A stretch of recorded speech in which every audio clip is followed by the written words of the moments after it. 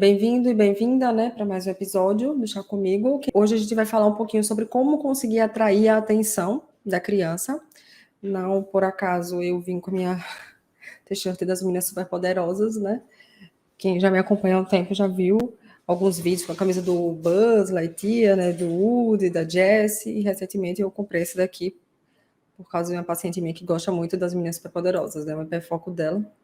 E eu atendo ela online de quarta amanhã pela manhã. Então vamos começar falando sobre o que seria, né, esse... Deixa eu só ajustar aqui o microfone que está baixo. O que seria, né, o que é, na verdade, esse atalho, né? É importante a gente atrair a atenção da criança para que... É porque tá tapando a Meninas Poderosas. Ah, não dá para ver nas Meninas Poderosas, né? Do jeito que eu botei, não. Ah, tá, não sabia. E eu toda me achando, mostrando. Não, mas mostrou antes. Mostrou? Ah, sim. Se quiser, eu me afasto um pouco. Não precisa não. É um desenho simples delas. Acho que tá bom agora. Dá pra ver. Né? Dá pra ver. Tá bom. Desculpa, pessoal, que eu falei da textura, assim não dava pra ver. Então, o atrair atenção é o primeiro passo, né, para você ajudar a criança autista a se comunicar. E, ao mesmo tempo que é o primeiro passo para você estimular, também eu vejo que é um grande desafio, né? Digamos que vencer esse obstáculo. Né? Muitos pais acabam desistindo justamente aí, porque não conseguem atrair a atenção. E aí, muitos acabam pensando, porque eu não sou interessante o suficiente, ou eu não sou engraçado, ou porque ela não gosta de brincar comigo, prefere brincar com o pai ou com a mãe, e aí acaba desistindo, né? Então é importante a gente ter isso em mente. Eu vou falar mais adiante sobre esse processo, né, que não é tão simples assim quanto parece, tá? Então, o primeiro passo é esse, o primeiro grande desafio, digamos assim. Quem já me conhece, né, me acompanha há um tempo, sabe que eu vou falar, né, mais adiante sobre alguns casos, alguns exemplos práticos, para que vocês possam aplicar, né, adaptar para a realidade de vocês. E o que não seria, na verdade, esse atalho, né, de conseguir atrair a atenção da criança? A quantidade, né, porque às vezes a pessoa acha assim que, ela me olhou 2 segundos, 5 segundos, certo? Mas não é simplesmente a criança olhar e sair, perder o interesse rapidamente. Obviamente que no início isso vai acabar acontecendo, tá? Se é a primeira vez, segunda, que você tenta chamar a atenção do seu filho ou da sua filha, talvez ele ainda não faça as terapias, e realmente ele tem uma dificuldade para prender a atenção em alguns objetos, principalmente, né? Talvez aquilo não seja tão do interesse dele, ou ainda ele não sabe a função daquele brinquedo, não é tão interessante, ele tem outros interesses naquele momento. Então, no início, não é pensar muito nessa questão da quantidade, porque muitos pais acabam desistindo aí, eles tentam, e aí a criança com 2 segundos, 5 segundos perde o interesse e sai. E isso acaba gerando realmente um bloqueio, né?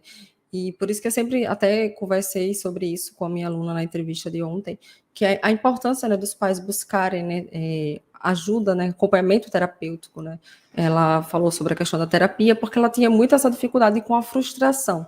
Toda vez que ela ia tentar estimular, ela se frustrava, planejava as brincadeiras, tudo, e não saía como esperado, e ela acabava se frustrando. E aí a terapia ajudou muito nesse processo.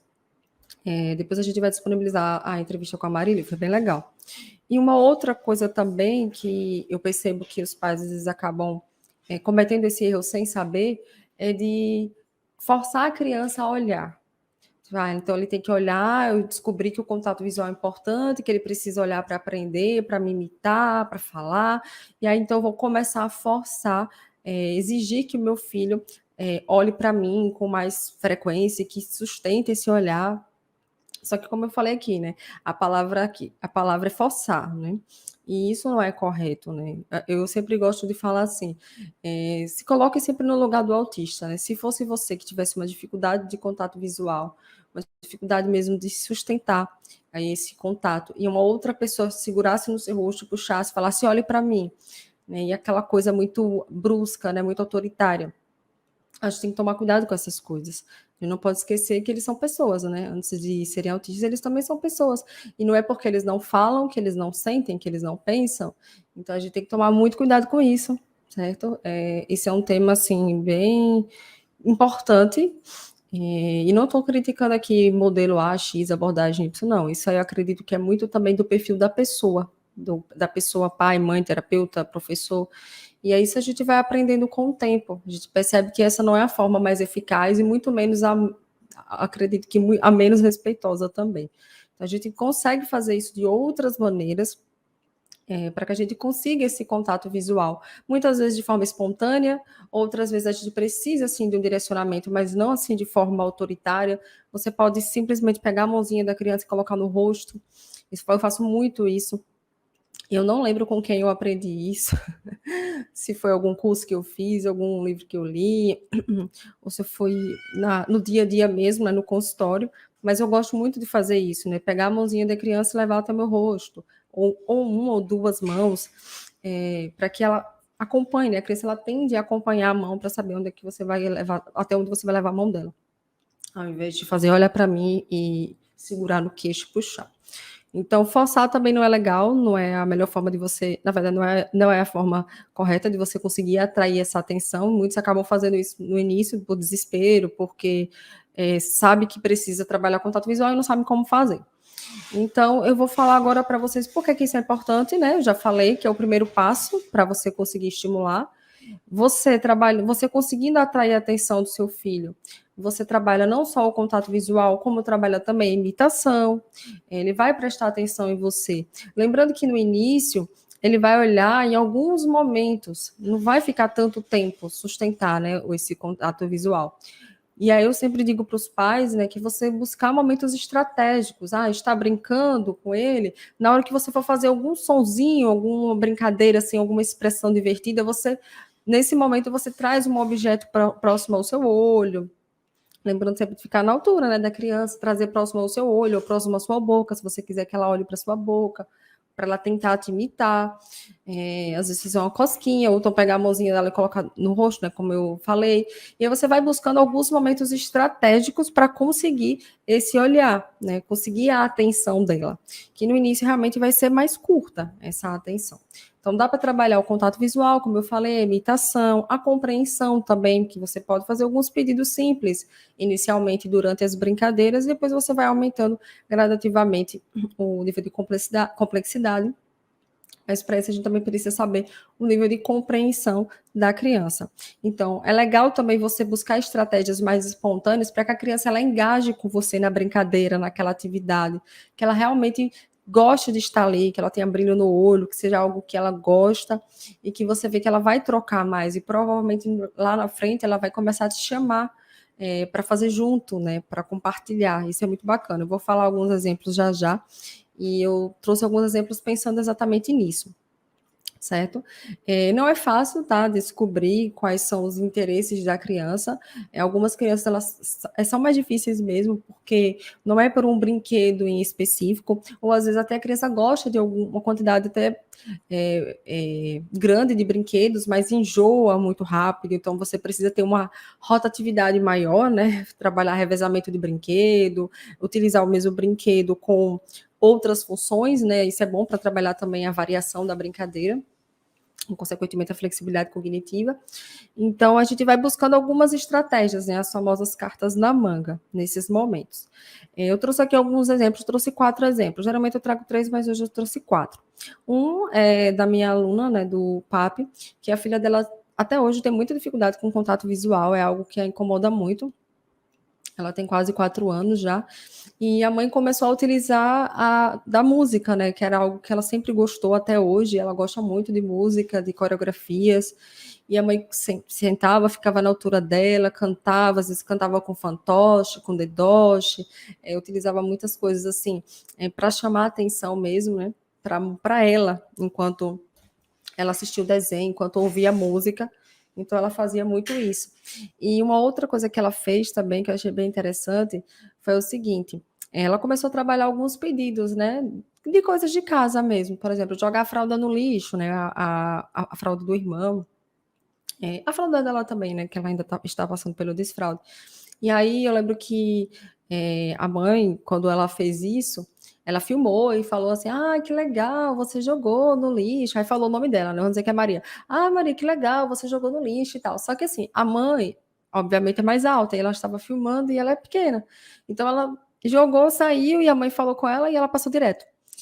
E aí foi interessante que a mãe, eu vi esse vídeo e eu falei para ela assim, ó, que tal na hora que ela for jogar, quando ela for retornar, você se abaixa, fique na altura dela, olhe nos olhos dela, e aí você pode pegar a mãozinha dela, trazer pro seu rosto e falar, obrigada, então você ajudou a mamãe e tal. E aí a mãe começou a fazer isso nos outros momentos, né? E assim, ela adorava, ela gosta muito de cosquinha também, então a mãe ela gostava muito disso. E a mãe percebeu que isso ajudou a atrapalhar o contato visual nesses momentos. Porque a gente às vezes vai fazendo as coisas muito no piloto automático, né? A correria da vida é muito grande. Então a gente acaba fazendo as coisas pela criança, respondendo por ela, enfim.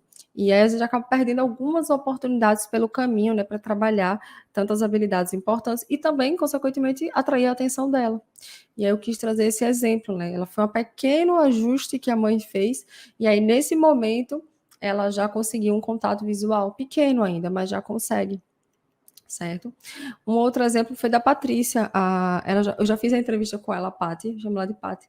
E o Rodriguinho, ele tinha muita dificuldade também com contato visual, e ela utilizou muitos recursos, assim, lúdicos, né? A Paty é professora de educação infantil, ela fez o PAP, eu dei algumas orientações, ela comprou óculos colorido, peruca, comprou muitas coisas, assim, acessórios para poder utilizar enquanto ela brincava com ele, para chamar a atenção, né, dele.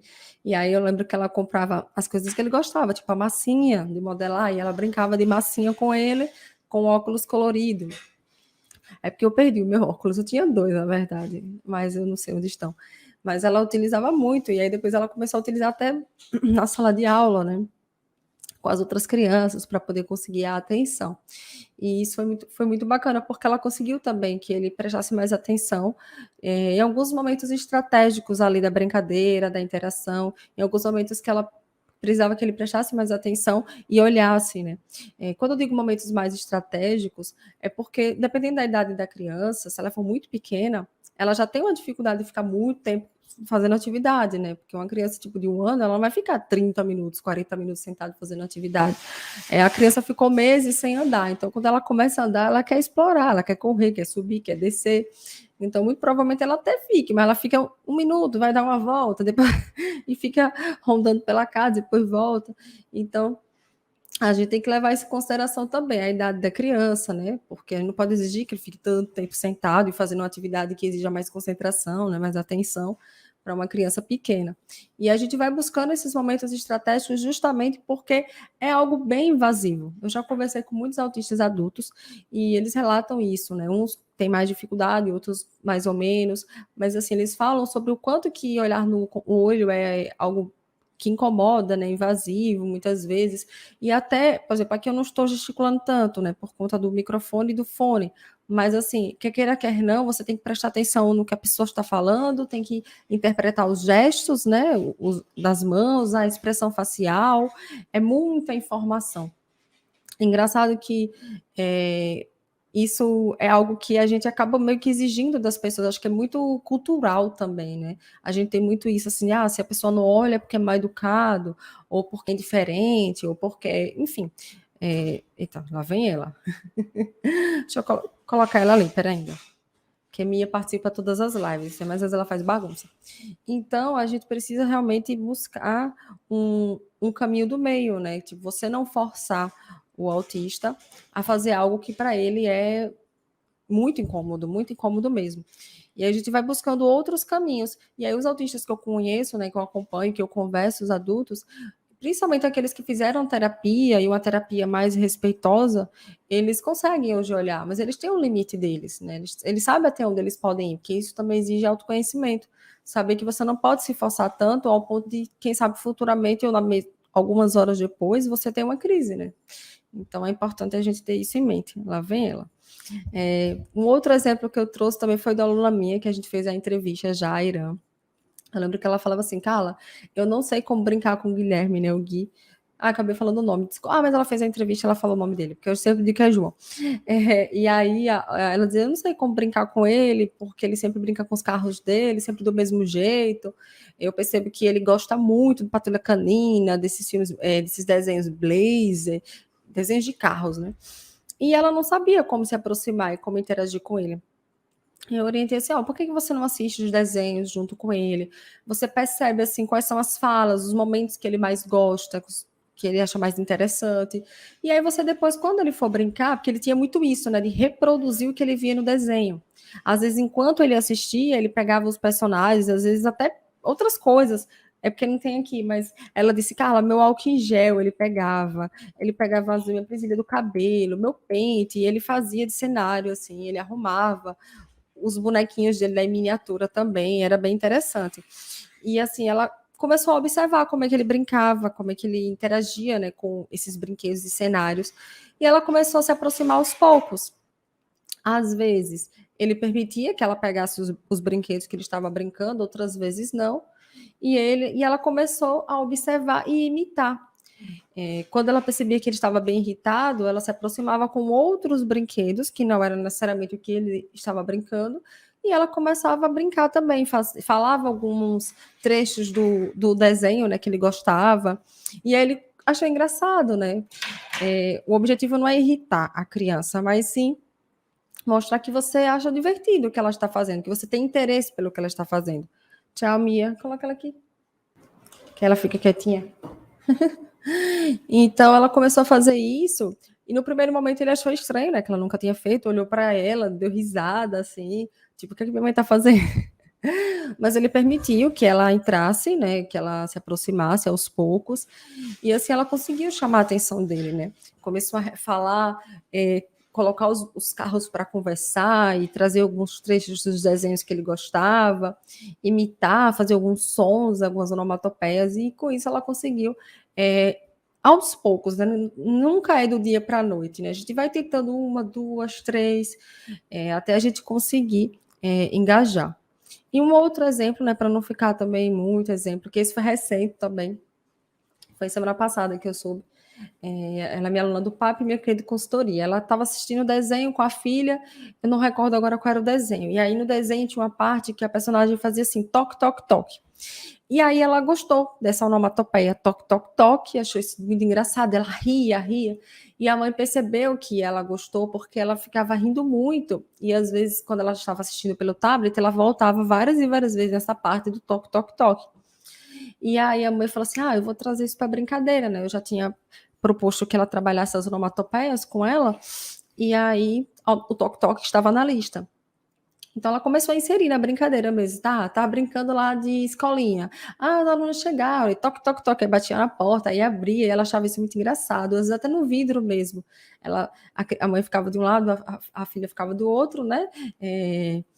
Não, desculpa, no lado do outro não, no espelho. E aí ela às vezes fazia no espelho mesmo, e fazia toque, toque, toque, e ela olhava para a mãe pelo espelho, e ela ria muito, né? E isso já tem quase uma semana que ela está super empolgada com esse toque-toque. Até ela enjoar, que ela é uma criança assim que ela até gosta de muitas coisas, mas ela enjoa muito rápido. Então a gente acaba tendo que sempre ter um plano A, B, C e fazer um revezamento mesmo das coisas para que ela não enjoe tão rápido assim. Quer dizer, enjoar vai enjoar, né? Mas para que ela tenha outras opções.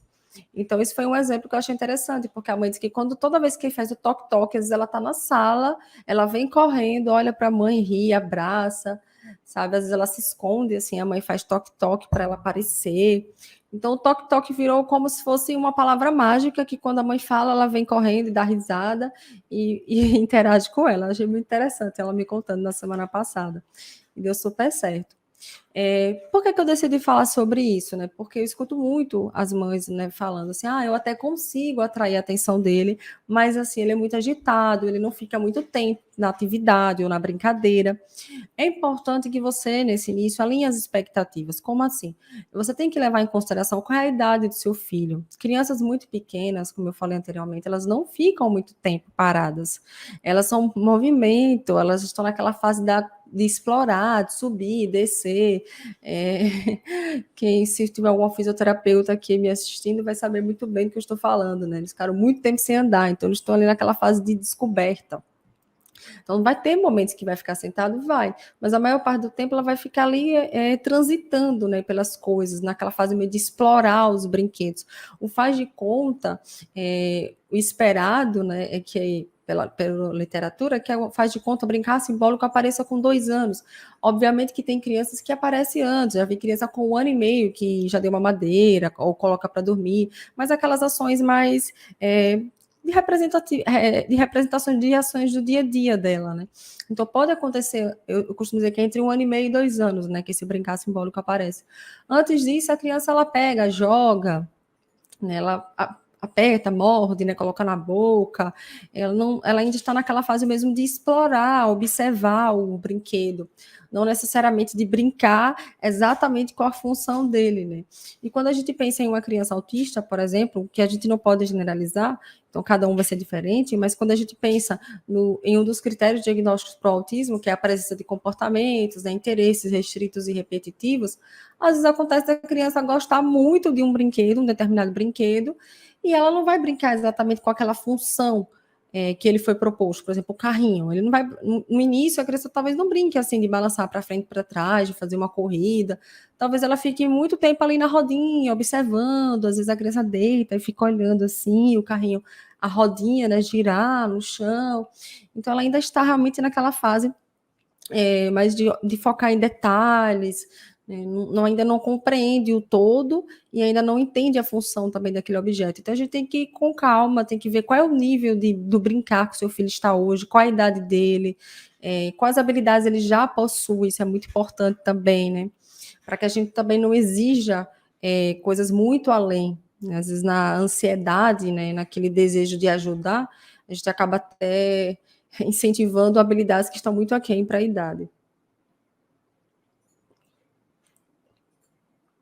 Por isso que é importante a gente entender sobre desenvolvimento infantil, né? Saber o que é esperado para cada faixa etária. Então, alinhar as expectativas é muito importante e isso vai te ajudar muito, principalmente na hora de você dialogar com os terapeutas, né? De você saber certo, o que está sendo trabalhado no consultório? Como é que eu posso dar continuidade em casa, né, no dia a dia, ali nesses momentos de interação com ele? Isso é muito importante. E, assim, levar em consideração a idade da criança, tá? Porque eu percebo que os pais se frustram muito por isso. Já tive alunas que falam assim, mas ele não fica sentado e tal, ele só gosta de correr. Aí eu disse, certo, mas assim, ele tem 1 ano e pouquinho, então vamos sempre brincar do esconde-esconde, brincar, fazer um circuito simples, andar numa linha reta, no zigue-zague, no final fazer um encaixe, um quebra-cabeça, enfim, levar uma coisa um objeto de um lugar para outro, alguma coisa que envolva essa parte do movimento e ao mesmo tempo intercalar com uma atividade que pode ser também sentado, não tem problema, pode ser no tapete, pode ser na mesa, enfim, você vai ficar a seu critério, alguma atividade com um livro, alguma coisa que precisa explorar mais tempo, né? Mais tempo, entenda, levando em consideração a idade, né? E fazer essas atividades também que exijam mais concentração. Uma outra coisa que eu escuto muito também das mães, eu sempre digo mães porque mais de 80%, acho que 85%, 87% do meu público são mães. E a maioria também já tem um diagnóstico, né? Mais de 60% tem diagnóstico de autismo, as outras ainda estão na fase da suspeita, né? Da busca. Então, eu escuto muito isso, assim, eu já tentei muito, mas eu não consigo, ou então não funciona. O que é que acontece? Muito provavelmente, como você, eu não sei a sua área de formação, então, quando você não é da área, por exemplo, apesar que eu tenho muitas alunas que são psicólogas, fonoaudiólogas e falam que é diferente, né? Porque ali não é seu paciente, é seu filho, é sua filha, né? Então a relação é totalmente diferente. Mas assim, quando você é um profissional que não é da área, que você não estudou, por exemplo, desenvolvimento infantil, você tem que começar. Muita coisa, né, para você estudar e aprender. Só para dar um exemplo, assim, é um exemplo nada a ver, mas faz nada a ver não, tem total sentido. Ontem foi a defesa da minha irmã do mestrado, ela é formada em economia, o mestrado foi em economia. Aí eu disse, não, eu vou assistir. Eu fiquei perdida em um monte de coisa. Eu assisti, foram 2 horas e pouco, assim, obviamente que eu teve alguns momentos que eu precisei pausar, que eu estava com muita enxaqueca ontem, mas assim, eu vi a apresentação dela tudo direitinho, eu entendi, mas na hora que os professores começaram a falar, eu ficava assim, nossa, eu atendia uma coisa ou outra solta. Mas por quê? Porque não é a minha área de atuação. entende? A mesma coisa quando eu vou falar de autismo para ela. Hoje não, hoje ela já entende mais, que já tem muito tempo que eu trabalho com autismo, né? Que a gente conversa sobre. Mas assim, no início, as pessoas não entendem, né? Meus pais também não sabiam muito, eu tinha que explicar, porque não é a área deles. Então, realmente, quando você vai fazer, você precisa entender o que você está fazendo, qual o objetivo daquela brincadeira, qual a habilidade que você vai trabalhar, que você vai ajudar o seu filho. Lá vem ela de novo. E é importante você saber o que é esperado também, né? O que a gente chama de desenvolvimento típico, o que é esperado para a faixa etária, né? Para que você saiba exatamente o que você vai fazer. E lembrando de respeitar sempre a individualidade do seu filho, né? Da sua filha, o que é que ele gosta, o que é que faz realmente ele ficar feliz, ter brilho no olho, e começar por essas atividades assim que você sabe que muito provavelmente, não que vai ser mais fácil, mas que você vai ter uma chance muito maior de conseguir atrair atenção, mesmo que no início seja por pouco tempo, certo? Pronto, ela ficou quietinha aqui agora, assistindo.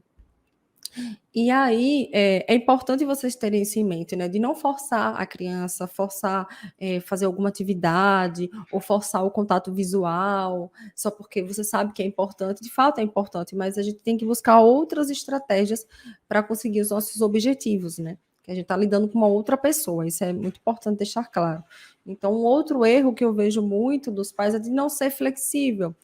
Como assim? É, isso não é uma crítica, tá? Isso é realmente o que eu observo na prática, por exemplo, de você vai lá e pesquisa na internet. Ah, eu achei tal atividade. Eu vou fazer essa atividade com meu filho ou com minha filha. Eu baixo lá a atividade, deu super certo com o filho de fulano que é autista, aí eu vou fazer com minha filha. Só que aí o que acontece? Quando você vai aplicar essa atividade, ela não vai acontecer, não vai ser exatamente como foi com a filha da sua amiga, porque a sua filha é totalmente diferente. Então, ela tem interesses diferentes, né? O nível, talvez, do brincar seja diferente, de compreensão e tantas outras coisas. A gente precisa ter flexibilidade para a gente também saber adaptar o que precisa ser adaptado. É um exemplo simples. Isso aqui eu gosto muito de trazer exemplos porque é assim que eu aprendo, tá? Eu sempre faço links com a realidade. Eu trabalho muito com associação. Então, essa minha cliente, né, do Tok Tok, que eu contei a história, ela cantava a música do Sapo Não Lava o Pé, cantava e ela não ligava, ela não prestava atenção, e ela já estava cantando há um tempo para ver se ela fazia o movimento com a cabeça. E aí eu falei assim para ela, por que você não adapta a música? Você, ao invés de falar o sapo, você fala a Luna, você fala o Piu-Piu, o Frajola, os personagens que ela gosta, para ver se ela presta atenção. E aí ela fez. Ela se achou muito engraçado. Ela falou assim, mas não é que ela prestou atenção, menina. E aí você pode pensar assim, nossa, que legal, vou fazer isso também. Mas pode ser que mesmo que você coloque os personagens preferidos, a criança não se interesse, porque às vezes essa música não é legal, ela não gosta dessa música, ela gosta de outra. Entende? Então a gente também tem que ter essa flexibilidade de fazer essas adaptações necessárias e de entender que mesmo quando a gente faz adaptações, talvez dê certo, talvez não dê certo. A gente vai tentando, vendo o que funciona, repete o que funciona, faz variações, porque isso é importante, né, também para quebrar um pouco o padrão e a criança ter um repertório maior de interesses, de atividades e tudo mais, e linguístico também. E o que não dá certo, a gente vai adaptando, adapta. Você vê que já fiz várias adaptações, não deu certo de jeito nenhum, então porque realmente essa atividade não é muito interessante para ele, e eu vou tentar outra coisa. Então, realmente paciência, né? Eu sei que no início é bem difícil, né? Eu lembro que na entrevista que eu fiz com a minha aluna, a Mariline, ela falou assim, ela tentava um dia, aí se frustrava, aí no dia seguinte ela já não tentava, aí ela tentava todo dia e não conseguia, ficava sem tentar um tempo, e até que ela começou a perceber que isso estava paralisando ela, né, que ela tentava e acabava perdendo essa questão a palavra não seria, não sei se a palavra seria constância, ela não tinha mais essa... Acho que seria constância mesmo a palavra, mas consistência, obrigada, porque eu quero falar consistência e agora só me vem constância na cabeça, mas tudo bem. Ela estava perdendo a consistência, né? Porque é muito melhor fazer todo dia um pouquinho, de 1 a 2 minutos, do que ficar, tipo, uma semana sem fazer, ou então até 15 dias, enfim. Então, comece fazendo 1 minuto, 2 minutos, depois 5, 10. Eu sempre digo assim, comece pouco, comemore esse pouco, e depois você vai aumentando gradativamente, né? Já tive aluna de que ela falava assim, eu não ficava 2 minutos fazendo uma brincadeira, assim, interagindo comigo, hoje eu já consigo ficar mais de 1 hora com ela. Então, claro que tem que intercalar muito, porque ela gosta de correr, então tem que ter muita atividade motora, sensorial, muita atividade diferenciada, né, no meio. Então, eu vou colocar aqui, rapidamente, vou fazer de forma pincelada, né, algumas estratégias. Eu já falei algumas ao longo da aula, mas eu vou reforçar. E aí, logo em seguida, eu vou entrar com a minha aluna, né, a Leila, que ela vai falar sobre como ela ajudou o filho dela a se comunicar. Não sei se vocês estão ouvindo o caminhão, dá para ouvir, Wesley? Não? Que bom. Então, já a Leila entra. Então, o que você pode fazer? Começar por objetos de interesse da criança, né? Colocar próximo ao seu rosto. Olha o carro! Né? Você trazer, olha o carro! E fazer o bibi. Você traz um objeto para próximo do seu olho, né? Você coloca assim do lado. Importante também se abaixar, ficar na altura dela, porque nós somos altos, né? Então, a gente precisa, quando a gente for conversar com a criança, né, mostrar e ensinar algo, ficar na altura dela, para que ela possa te ver, mesmo que ela não fixe, né, o olhar, mas é importante que ela, quando ela volte, ela esteja na mesma altura que você, né, nos seus olhos. Então, isso é muito importante, né? Eu lembro que antes de começar a pandemia, eu comprei aquelas camisas, né, do Toy Story, do Buzz, porque a maioria dos meus pacientes gostam muito do Toy Story. E aí foi quando veio a pandemia, né, e eu não usei no consultório, e eu comecei a utilizar para gravar, né, as lives, os convites para a Semana do Autismo e tudo mais. Aí eu comprei essa das Meninas Superpoderosas, porque eu atendo uma paciente minha que ela tem 10 anos, e ela gosta muito das Meninas Superpoderosas, é um dos hiperfocos dela. Então eu comprei uma para mim e comprei uma para ela de presente de aniversário.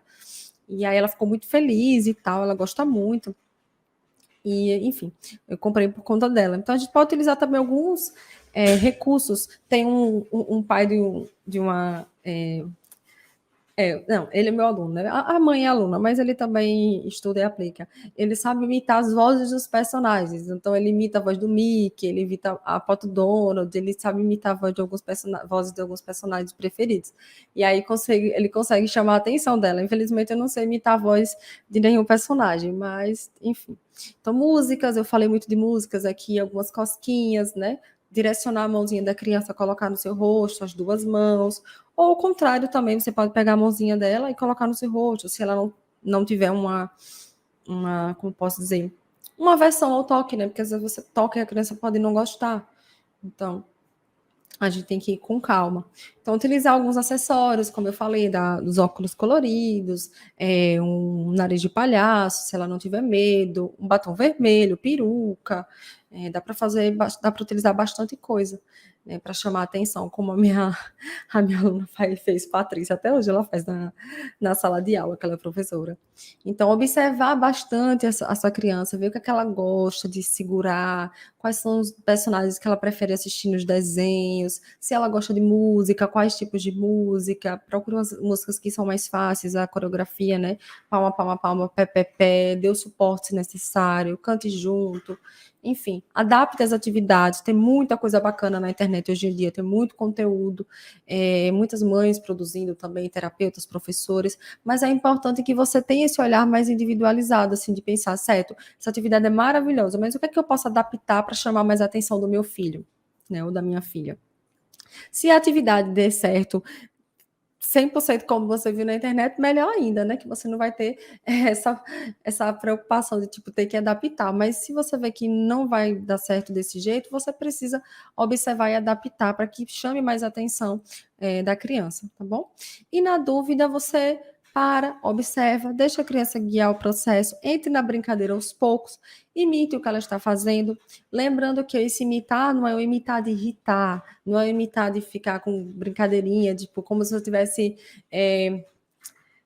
como posso dizer, atrapalhando o outro ou com brincadeira, né? Porque tem gente que faz isso, né? Começa a imitar.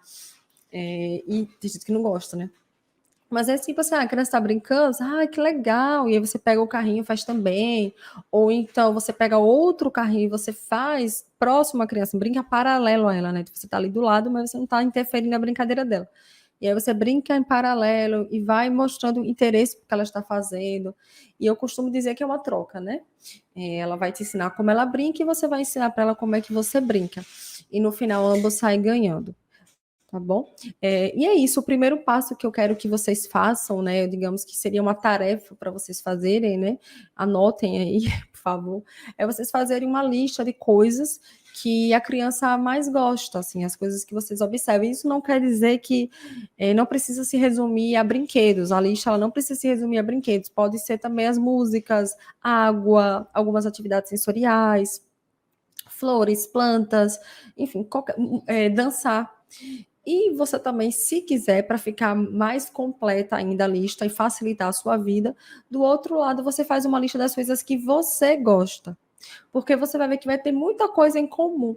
Tem uma aluna minha que eu entrevistei, a Pamela Cunha, ela é maravilhosa, né? Ela é atriz, eu não sabia que ela era atriz, eu descobri na entrevista. Na verdade, eu sabia, ela tinha se apresentado no grupo de alunos, mas ela é de muito tempo já, eu não lembrava disso. Na entrevista, ela falou que era atriz. Então, assim, ela trabalha muito essa parte, né, de corpo, né, dança com ele, música, ela é bem expressiva. E aí, quando ela fez essa tarefa que eu passei no PAP, ela percebeu que eles tinham coisas em comum, como o interesse por música e por dançar. E ela começou a colocar alguns estilos de música que ela curtia, achando que ele não ia curtir, mas ele super curtiu. Que agora eu não lembro qual é, mas era um estilo de música que eu não conhecia até então. E aí eles começam, ela sempre bota e eles dançam juntos, pulam, ele dança do jeito dele, né? Obviamente que ele não faz a coreografia toda certinho, mas assim, eles se divertem muito juntos, ela faz muitas atividades assim corporais com ele, e é bem legal. E ela achava no início que ela não ia encontrar nada em comum. E com essa atividade ela encontrou não só essa, como outras coisas também, que eles fazem juntos. Ela gosta muito de livro, ele também, enfim, eles estão buscando coisas em comum. E é isso, pessoal. Agradeço, né, a atenção, mas fique mais um pouquinho que a Leila já chegou, Wesley? Pronto, então enquanto a Leila não entra, eu vou abrir para as perguntas, certo? Já que ela não chegou, aproveita e veja aqui as dúvidas do pessoal. Eita, a Carla disse que está travando bastante toda hora. Ah, que pena. Eu não sei se estava travando. Deu uma travadinha, né? Mas deu para escutar? Deu, o áudio continuou. O áudio continuou, né? Então, provavelmente congelou a minha imagem.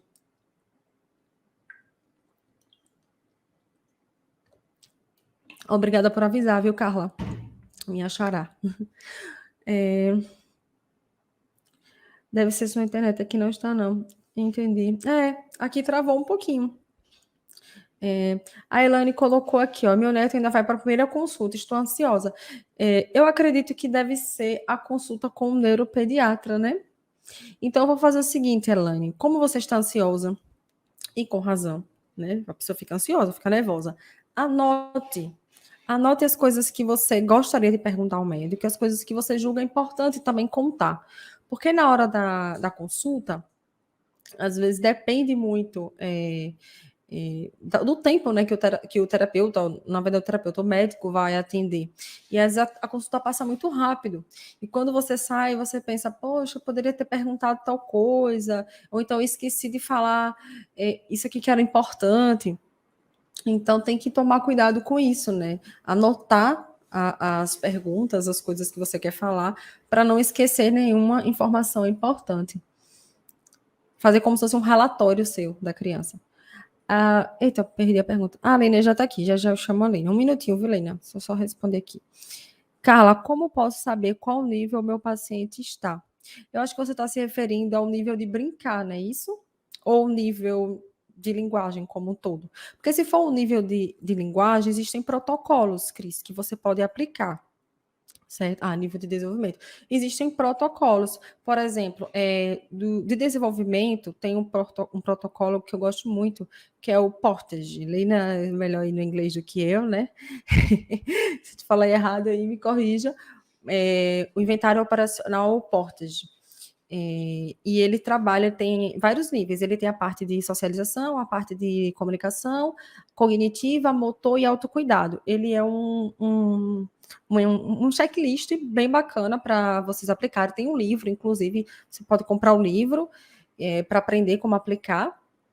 E aí você pode aplicar, os pais também podem responder. Isso te dá um parâmetro do desenvolvimento como um todo. Agora, se você for fono, como eu, aí você tem que procurar protocolos específicos da área de linguagem. entendeu? Que aí também depende muito da sua linha teórica, né? Qual abordagem você segue. Eu gosto muito do ABFW. O BFW tem provas, né, da parte de fonologia, de pragmática, enfim, é um protocolo bem completo. Tem o ADL, tem vários outros protocolos, entendeu? Isso vai depender muito. Também da sua escolha, né? Eu digo da sua escolha teórica, porque quando a gente tem um direcionamento, uma abordagem, a gente acaba seguindo aquele método, né? Aquele caminho, e aí já tem protocolos para isso. Mas eu gosto muito do Portage. Acho que eu estou começando a falar certo agora. E ele é bem legal para trabalhar, para ver o desenvolvimento como um todo. Boa noite, essas camisetas dos personagens devem ser exatamente os personagens que as crianças mais gostam. Sim, sim, essa daqui é nova. Eu comprei agora mês passado. A minha cunhada, ela tem uma loja e ela vende muitas t-shirts. Aí eu comprei uma de presente de aniversário para minha paciente e comprei uma para mim também. Para quando tudo isso passar, a gente gravar um TikTok juntas, que ela gosta de dançar, fazer TikTok. Aí eu comprei para fazer junto com ela. Eu vou entrar com a Lena, tá? Por nada, pessoal. Eu não sei sua área, Cris, mas dê uma olhadinha. É porque eu não estou com o livro aqui do Portage, né? Mas ele é bem legal. Você acha na Amazon? Os vídeos não ficam disponíveis, infelizmente trabalho à noite. Ah, que pena, não estou conseguindo acompanhar. Lisandra, os vídeos eles ficam disponíveis sim, só que o meu esposo ele vai editar ainda e vai liberando aos poucos, entendeu? Porque se for para ele liberar tudo de uma vez, aí vocês ficam sobrecarregados, né, tanto conteúdo. Então, como são lives assim de segunda a sexta, aí ele vai edita e vai liberando aos poucos, entendeu? Mas a gente vai liberar sim a gravação. E a gente manda aviso, né, por e-mail, tudo direitinho, para vocês verem.